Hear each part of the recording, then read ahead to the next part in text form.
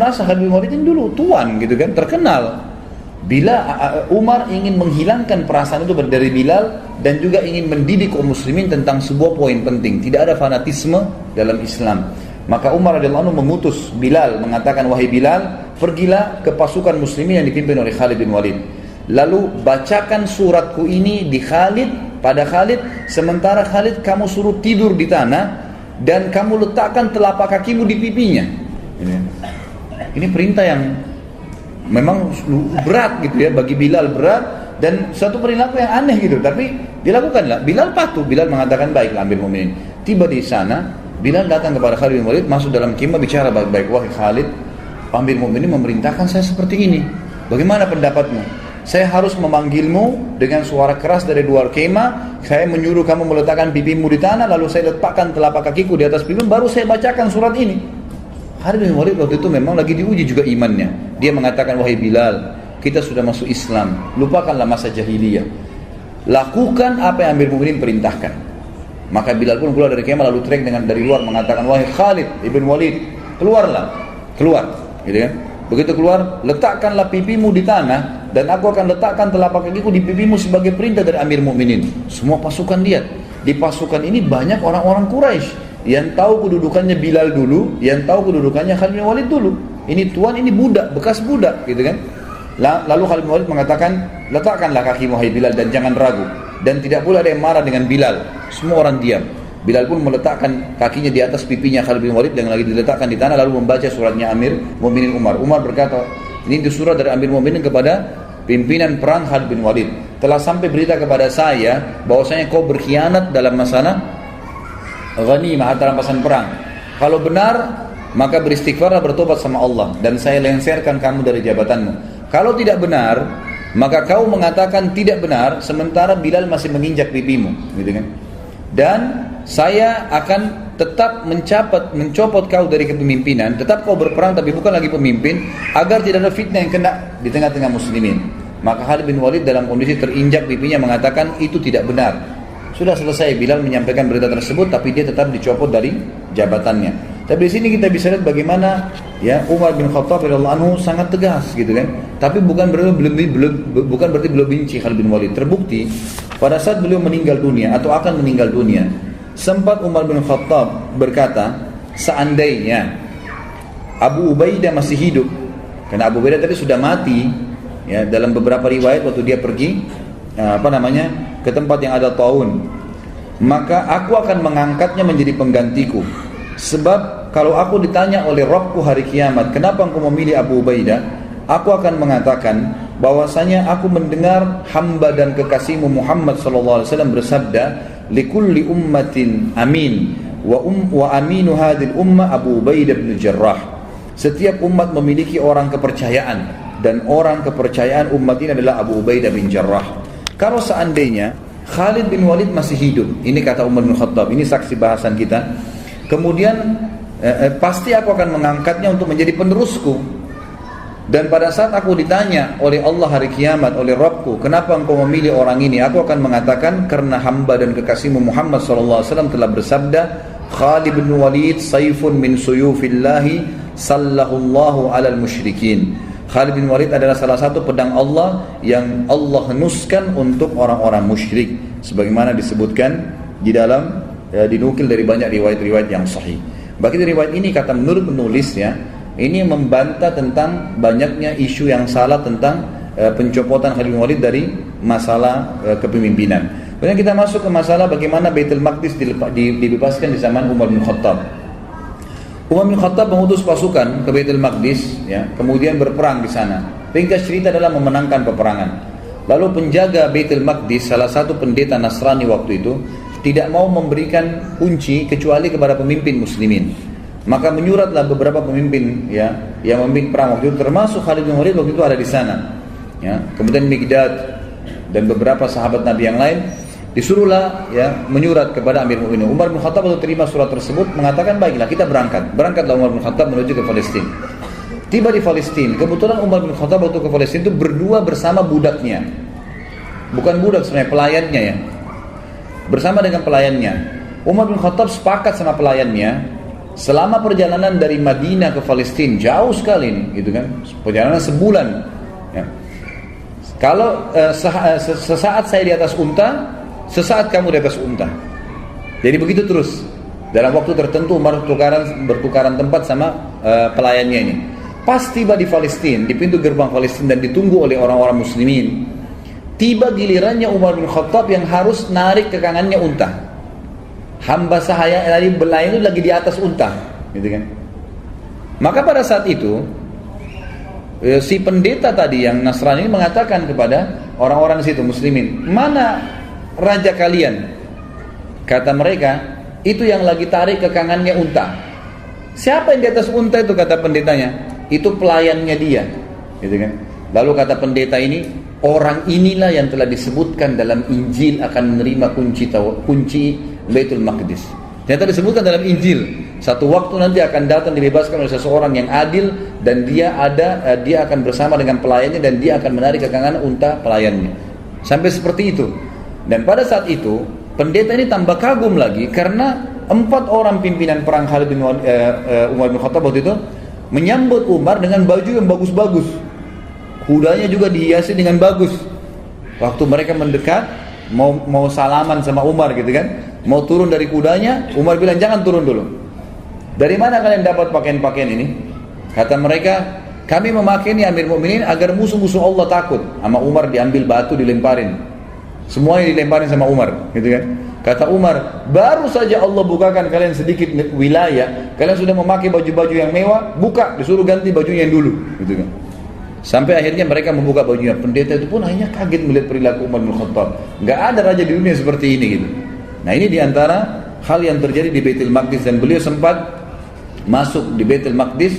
Kemudian beliau menanyakan kepada seorang rahib di situ pada saat itu bernama Ka'ab al-Ahbar. Ya, dia kemudian menunjukkan, ya, menurut di riwayat ini dikatakan Umar bertanya padanya, di mana menurut riwayat dalam Injil pun, ya, bahwasanya Nabi terakhir Muhammad SAW masuk di Baitul Maqdis dan mereka punya berita itu. Mereka mengatakan dari pintu ini. Maka Umar pun masuk di situ. Kemudian Umar bin Khattab mengerjakan sholat di situ. Ini termasuk. Kemudian pelajaran yang lain juga disebutkan oleh beliau adalah sikap yang diambil menjadi hukum pada saat terjadi Amu Ramada. Ramada ini masa peceklik, kering sekali Madinah. Ya, sampai Umar tadi mulai lebih zuhud lagi, tidak makan kecuali nasi sama roti sama minyak, dan itu membuat kulitnya sampai jadi hitam. Tapi ada sebuah pelajaran. Waktu itu Umar bin Khattab mengumpulkan masyarakat Madinah, kemudian mengajak mereka sholat istisqa. Pada saat diajak sholat, ini riwayat Bukhari ya, pada saat diajak sholat istisqa, Umar bin Khattab memberikan pelajaran lagi kepada kita semua. Dia berkata dengan suara keras selesai sholat, mengatakan, ya Allah, dulu jika kami tertimpa kekeringan, maka kami bertawassul kepadamu dengan doa nabimu, lalu engkau menurunkan hujan kepada kami. Sekarang nabi kami sudah mati, maka kami bertawassul kepadamu dengan doa pamannya, itu Abbas radhiyallahu anhu, maka berilah kepada kami hujan. Kemudian Umar meminta Abbas untuk berdoa kepada Allah subhanahu wa ta'ala. Lalu Abbas pun berkata, ya Allah, sebuah bencana telah menimpa, ya, sebuah bencana tidak menimpa kecuali karena adanya dosa. Ia tidak terangkat kecuali dengan taubat. Orang-orang memintaku menghadap kepadamu karena kedudukanku di sisi nabimu Muhammad SAW. Ini adalah tangan-tangan kami terangkat kepadamu dengan dosa-dosa. Sedangkan ubun-ubun kami kepadamu dengan taubat. Turunkanlah hujan buat kami. Maka tiba-tiba mendung dan turunlah hujan dengan lebat. Tapi ulama mengatakan dari riwayat ini diambil pelajaran besar, bahwasanya ya Umar bin Khattab ingin menitik beratkan tidak boleh lagi bertawassul dengan Nabi SAW sementara beliau sudah mati. Ya, seperti banyak orang sekarang bertawassul gitu kan dengan Nabi SAW. Kalau beliau masih hidup lain, tapi kalau sudah mati orang soleh, Nabi tidak boleh lagi dijadikan sebagai perantara. Allah alam. Ini disebutkan dalam riwayat Bukhari dalam kitab Istisqa. Kemudian kita masuk ke masalah bagaimana berpisahnya dengan Umar radhiyallahu anhu, artinya kematian beliau, gitu kan. Ditulis oleh penulis ini dikatakan saatnya untuk berpisah. Ya. Umar bin Khattab sering kali berdoa, disebutkan dalam riwayat Bukhari, beliau selalu mengatakan, Allahumma rzuqni syahadatan fi sabilik waj'al mauti fi baladi rasulik sallallahu alaihi wasallam. Beliau mengatakan, ya Allah, karuniakanlah kepada aku syahadah, mati syahid di jalanmu dan jadikanlah kematianku di negeri Rasulmu, ya, di Madinah maksudnya. Maka pada saat itu Hafsah berkata, wahai ayahku, bagaimana bisa Allah menyatukan keduanya? Anda ingin mati syahid, tapi mati syahidnya di kota Nabi. Sementara waktu itu Madinah menjadi ibu kota Islam yang sangat kuat, mustahil bisa diserang udah. Pasukan Islam sudah menyebar kemana-mana, Persia sudah runtuh, sebagian besar wilayah Romawi sudah runtuh, jauh sekali orang-orang kalau mau menyerang Madinah. Bukan seperti di zaman Nabi SAW yang masih dekat, orang Mekah, suku-suku Arab masih ada yang belum masuk Islam. Ini sudah habis semuanya gitu kan. Maka Umar mengatakan, ya'ti bihallah insya Allah akan datangkan kalau Allah mau. Ternyata betul, ya, beranjak daripada kisah ini, beranjak daripada doa ini, maka ada sebuah, ya, kisah yang harus diketahui, bahwasanya Mughirah ibn Syu'bah radhiyallahu anhu, salah satu waktu itu gubernur yang ditunjuk oleh Umar bin Khattab di Irak, dalam sanad yang sahih, menulis surat kepada Umar bin Khattab mengatakan, wahai Amir Mukminin, saya memiliki seorang budak. Budak ini bernama Abu Lu'lu, gitu, orang Majusi. Orang ini mahir, bisa buat senjata, bisa buat pedang, bisa buat perisai, bisa buat macam-macam. Bahkan dia bisa membuat alat yang untuk mengalirkan air. Orangnya pintar sekali. Izinkanlah dia masuk ke Madinah, wahai Amir Mu'minin. Waktu itu Umar bin Khattab tidak pernah mengizinkan orang-orang yang belum masuk Islam itu masuk ke Madinah. Kalau sudah masuk Islam lain. Kalau belum masuk, itu Abu Lu'lu belum masuk Islam, gitu kan? Dimasukkan untuk membantu muslimin agar bermanfaat. Nah, Umar bin Khattab menolak awalnya. Kedua, Mughirah bin Syu'bah terus mendesak sampai akhirnya Umar bin Khattab izinkan. Waktu itu Mughirah bin Syu'bah meminta bayaran dari budaknya ini setiap hari kalau nggak salah 100 dirham pembayaran dari hasil kerjanya, gitu kan. Maka dia pun datang, Abu Lu'lu, kepada Umar mengatakan, wahai Amir Mu'minin, ini Mughirah menyiksa saya, banyak yang diminta 100 dirham, padahal 100 dirham kecil untuk hasil dia.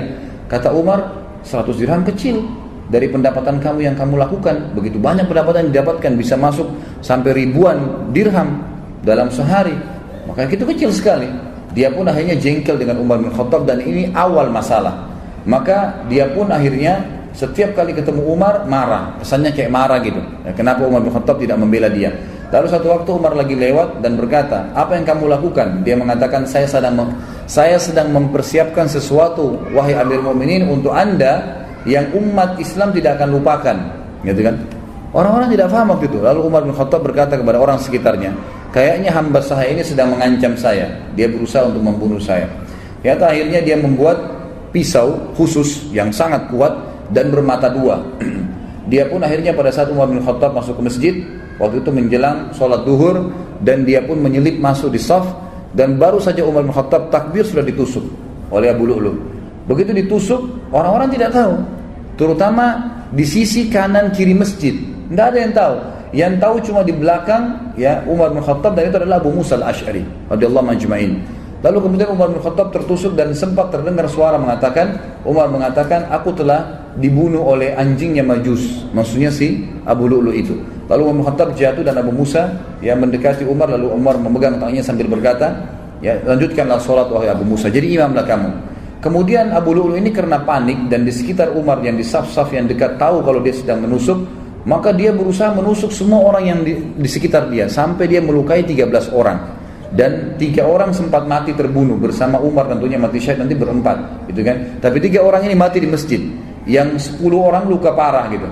Nah, pada saat ada lihat kejadian tersebut, sahabat sudah tahu kalau ini orang membunuh Amir Mu'minin, menusuk, maka dia melemparkan jubahnya ke arah wajahnya sehingga tidak melihat dan dikeroyokin. Pada saat itu dia tahu dia akan mati, lalu dia mengambil pisau tersebut dan menusukkan ke lehernya sendiri. Meninggallah Abu Lu'lu ini, dalam kisah sahih ini disebutkan. Dan ini yang luar biasanya, semoga Allah berikan hidayah ya. Kita tetap masih mendoakan. Di Iran sekarang ini dibangun sebuah kuburan, dinamakan kuburannya Abu Lu'lu. Ya, dan dianggap Abu Lu'lu seorang pahlawan orang-orang Syiah itu karena berhasil membunuh Umar bin Khattab radhiyallahu anhu. Ini luar biasa. Ya, pembunuh Amir Mu'minin yang terkenal dengan kesolehannya, jaminan surga dari Nabi SAW, berapa banyak hadis yang kita sebutkan. Lalu mereka bangga, dan pernah saya punya cuplikannya dalam bahasa Arab.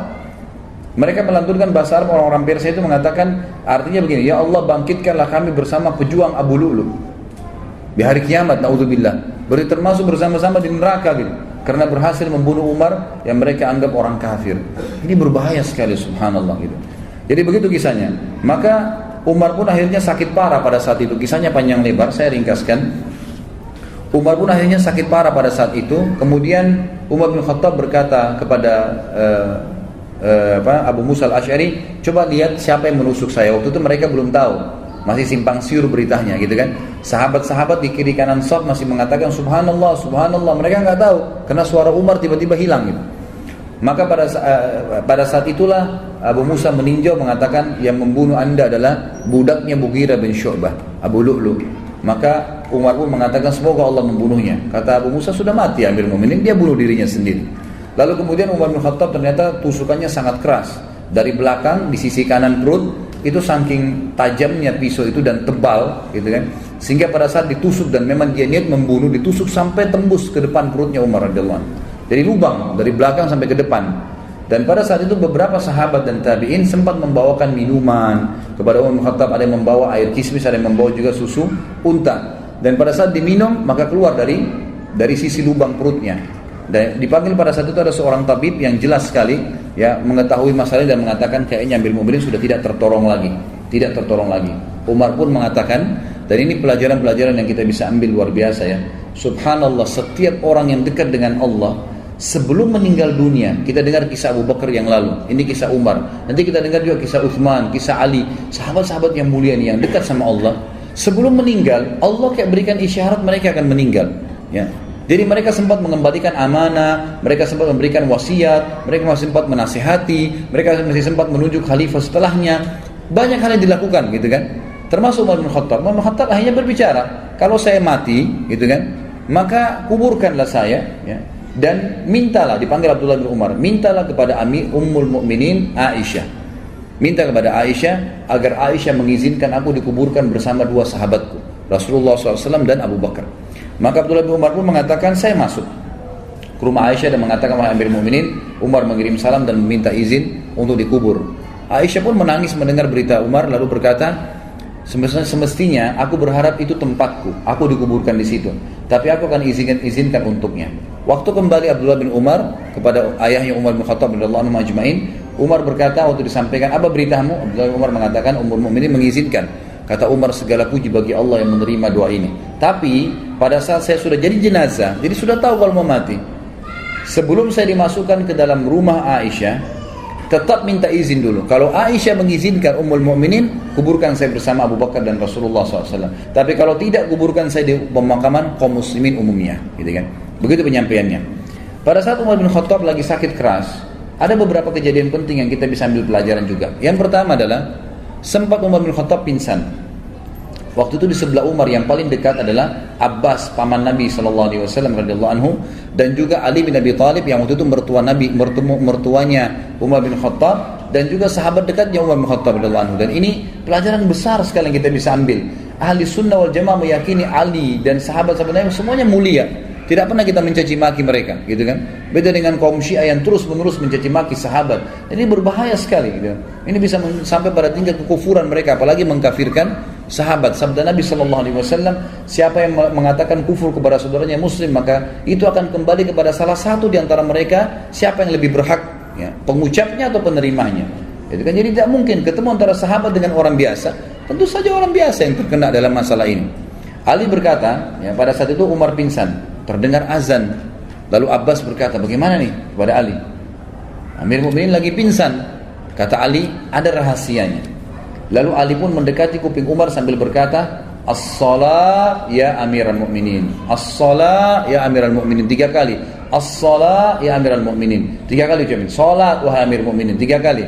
Tiba-tiba Umar yang kondisi pingsan, perutnya ini lubang dari belakang ke depan, ya, terbangun lalu mengatakan, iya, tidak ada Islam bagi orang yang tidak sholat.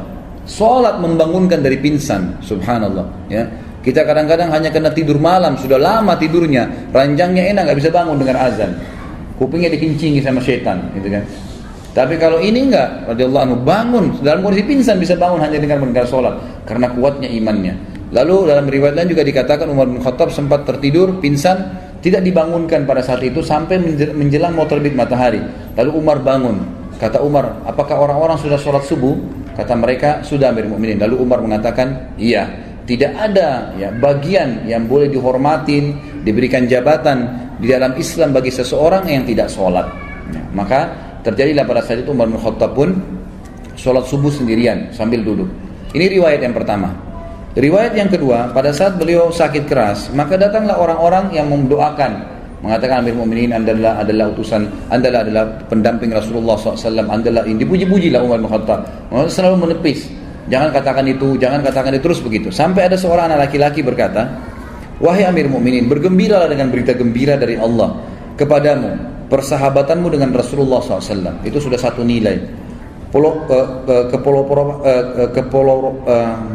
Perjuanganmu dalam Islam yang telah engkau ketahui, kemudian engkau memimpin dengan adil, kemudian engkau meraih syahadah, mati syahid sekarang.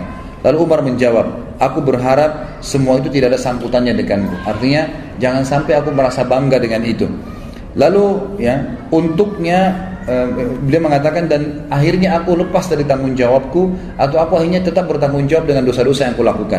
Lalu pada saat anak muda itu mau keluar, ternyata anak muda ini bajunya menutupi mata kakinya. Dan ini riwayat jarang sekali disebutkan. Sebenarnya ini riwayat sahih ya, yang menyebutkan tentang dilarangnya laki-laki untuk isbal, menutup mata kakinya dengan celananya, dengan pakaiannya. Ini masuk dalam bab isbal sebenarnya. Lalu Umar melihat ternyata sarungnya, pakaiannya laki-laki anak muda itu menyentuh tanah, menutup mata kakinya. Lalu Umar berkata, panggil anak muda itu ke sini. Dipanggil kembali. Lalu Umar dalam kondisi sudah mau meninggal, lemah, masih bisa menasihatin orang lain. Apa yang dia katakan? Ya ibna akhi, irfa' thawbak, fa innahu abqa li thawbik wa atqa li rabbik. Wahai keponakanku, ya, biasanya orang dalam agama kita ini, kalau ada seseorang anak muslim lebih muda, ya, kita bisa mengatakan wahai anak saudaraku. Ya, kalau kita biasa mengatakan keponakan, karena ayahnya kan saudara kita dalam Islam. Ya, biasa dikatakan gitu, ya benar akhi, gitu kan. Angkatlah pakaianmu, karena itu akan lebih awet bagi pakaianmu, tidak mudah kotor. Ya, tidak bisa menjatuhkan kamu, karena kalau panjang bisa menjatuhkan, bisa keinjak dan seterusnya. Dan itu lebih bertakwa kepada Rabbmu. Kemudian Ibnu Abbas berkata, aku berkata kepada Umar, bergembiralah, engkau akan meraih surga. Sungguh engkau telah menyertai Rasulullah dalam waktu yang lama. Engkau memegang urusan orang-orang beriman. Engkau bersikap tegas dalam menunaikan amanah. Umar berkata, adapun berita gembira surga yang engkau katakan kepadaku, demi Allah, seandainya aku mempunyai dunia dengan segala isinya, niscaya aku akan menjadikannya sebagai tebusan untuk menghadapi ketakutan besar yang ada di hadapanku sebelum aku mengetahui berita itu. Maksudnya, aku akan, ya, belum bisa aku mengatakan itulah pegangan, itu jadikan pegangan surga itu, walaupun sudah dijamin oleh Nabi SAW. Kalau seandainya aku punya dunia dan seluruh isinya, aku akan jadikan sebagai tebusan agar bisa mendapatkan surga itu. Adapun ucapanmu bahwasanya aku telah memegang urusan umat Islam, demi Allah aku berharap bahwa hal itu tidak ada sangkutannya denganku. Untung ruginya tidak ada hubungannya denganku. Adapun yang engkau katakan bahwa aku telah menyertai Nabi SAW, maka hal tersebut benar. Hal tersebut benar. Ini diriwayatkan oleh Imam Ahmad dalam musnadnya. Kemudian Imam Az-Zahabi juga mengatakan, Ibnu Umar berkata radhiyallahu anhum ajmain, kepala Umar berada di pangkuanku pada saat beliau sedang tertusuk, ya. Lalu ia berkata, letakkan pipiku di tanah, kata Umar. Lalu aku meletakkannya, kata Abdullah bin Umar radhiyallahu anhu ajmain. Dia berkata, celaka bagiku dan celaka bagi ibuku jika Rabbku tidak merahmatiku. Artinya betul-betul kecelakaan, ya, luar biasa kalau sampai aku tidak, ya, diampuni oleh Allah Subhanahu wa ta'ala. Lalu beliau sempat sebelum meninggal juga memberikan wasiat kepada, beliau mengatakan, aku berwasiat kepada khalifah yang datang setelahku, berbuat baik kepada muhajirin angkatan pertama, karena mereka lah orang-orang yang telah masuk Islam di awal, ya, dan memberikan hak-hak mereka, menghormati mereka. Yang kedua, aku berwasiat kepada orang-orang Ansar yang telah memperjuangkan dan menjual seluruh harta dan jiwa mereka untuk agama. Lalu berbuat baiklah kepada rakyat-rakyat di kota-kota dan di desa-desa, karena mereka adalah pejuang-pejuang Islam. Berbuat baiklah kepada orang-orang Badui, karena mereka adalah orang-orang asli muasal orang Arab dan penopang Islam. Serta aku juga mewasiatkan berbuat baik kepada zimmah, ahli zimmah, orang-orang kafir yang di bawah naungan pemerintahan Islam, karena, ya, hak mereka harus dipenuhi sebagaimana Nabi SAW perintahkan. Ada beberapa pujian sahabat-sahabat, ya, yang kita akan sebutkan poin-poinnya sebelum disebutkan kematian beliau radhiyallahu anhu, kepada Umar bin Khattab. Dan ini pada saat menjelang Umar bin Khattab sakarat dan meninggal dunia, dan beliau meninggal disebutkan dalam banyak athar sangat muda. Tiba-tiba saja beliau setelah memberikan wasiat tadi tentang khalifah setelahnya, lalu beliau menutupkan mata dan beliau meninggal dunia seketika pada saat itu. Tidak ada sesuatu yang melihat itu berat, susah, nggak ada seperti itu. Lalu pada saat itulah puji-pujian harum dari para sahabat datang kepada beliau. Jadi semenjak mereka lihat Umar sudah mulai melemah, sudah mulai ada puji-pujian yang keluar sampai beliau ya dimakamkan. Yang pertama Abu Wail menyebutkan rahimahullah berkata, Abdullah bin Mas'ud radhiyallahu anhu datang kepada kami, dia menyampaikan berita kematian Umar kepada kami. Aku tidak melihat hari yang banyak tangisan dan kesedihan daripada hari itu. Kemudian Abdullah berkata, demi Allah, jika aku tahu bahwasanya Umar menyukai anjing, niscaya aku akan menyukainya. Maksudnya saking fanatiknya dengan Umar dan pendapatnya radhiyallahu anhum ajma'in. Umar bin Khattab selalu benar, dan ini disebutkan ya, dinukil 195 dalam buku Ar-Riyadun Nadhirah ya. Kemudian Huzaifah juga berkata, ini kisah atau ungkapan yang kedua, bahwa dia berkata pada hari kematian Umar, pada hari ini kaum muslimin meninggalkan sebuah sisi pagar Islam, artinya kehilangan pagar benteng mereka. Abdullah bin Abbas juga berkata, Huzaifah juga berkata di statement yang lain, Islam pada zaman Umar seperti seorang laki-laki yang melangkah maju, dia tidak bertambah kecuali dekat. Tetapi ketika Umar terbunuh, maka seorang laki-laki itu seperti mundur. Artinya waktu Umar datang, Islam terus maju, mengekspansi sampai kemanapun, dikenal oleh orang. Waktu Umar meninggal, seakan-akan Islam yang berbentuk seperti orang itu mundur, gitu kan? Seakan-akan mundur. Jadi tidak ada lagi yang bisa mengikuti langkah-langkah Umar. Abdullah bin Abbas berkata dalam kisah yang lain atau pendapat beliau, ditanya kepada beliau, apa pendapat anda tentang Umar? Abdullah bin Abbas radhiyallahu anhu berkata, semoga Allah merahmati Abu Hafs, maksudnya Umar. Hafs ini anak pertamanya Umar, laki-laki. Demi Allah, dia adalah pembela Islam, pengayom anak-anak yatim, tempat tinggal tempat tinggal iman, sumber kebaikan, penyantun orang-orang lemah, benteng bagi para khalifah, kokoh dalam kebenaran, suka membantu orang lain, menegakkan hak Allah dengan sabar dan berharap pahala kepada Allah sehingga agama ini tegak. Dia telah memperlebar wilayah kaum muslimin, mengingat Allah SWT di atas bukit dan daratan, memuliakan Allah dalam keadaan senang dan susah, bersyukur kepadanya di setiap waktu, maka Allah akan menimpakan penyesalan kepada siapa saja yang membencinya sampai hari kiamat. Abdullah bin Abbas adalah ahlul bait, gitu kan? Anaknya Abbas. Dan ini juga satu statement yang luar biasa dari Abdullah bin Abbas yang disampaikan oleh beliau, siapapun yang membenci Umar, maka Allah akan menimpakan ya penyesalan kepadanya sampai hari kiamat. Kemudian Abbas bin Abdul Muttalib, paman Nabi SAW, Ahlul Bait juga mengatakan, aku adalah tetangga Umar bin Khattab, aku tidak melihat seseorang yang lebih baik daripada Umar. Malamnya adalah sholat, siangnya adalah puasa, dan menunaikan seluruh keperluan masyarakat.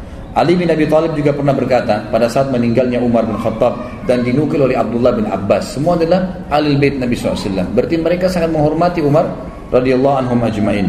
Ali berdoa, ya, berkata, Ali mendoakan Umar agar Allah merahmatinya. Kata Abdullah bin Abbas, dia berkata, engkau tidak meninggalkan seseorang di mana aku lebih menyukai bertemu Allah dengan amalan seperti amalanmu, hai Umar.